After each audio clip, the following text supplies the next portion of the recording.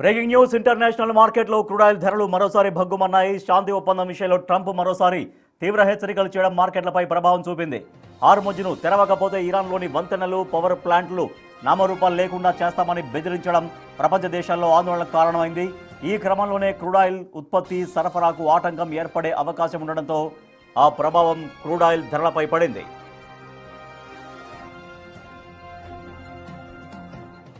ప్రస్తుతం అంతర్జాతీయ మార్కెట్లో బ్రెంట్ క్రూడ్ ఆయిల్ బ్యారెల్ ధర $111 దాటింది.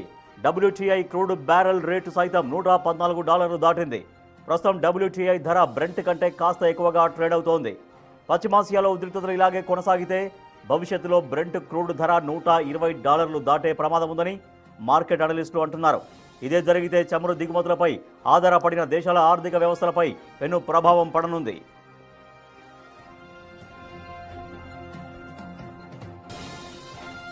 ముడి చమురు ధరలు పెరగడం వల్ల భారత్ లాంటి దిగుమతులపై ఆధారపడే దేశాల్లో పెట్రోల్, డీజిల్ ధరలు పెంచక తప్పని పరిస్థితి తలెత్తుతుంది.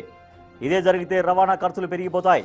ఫలితంగా నిత్యావసర వస్తువుల ధరలు కూడా పెరిగి సామాన్యులపై మరింత భారం పడే అవకాశం ఉంది.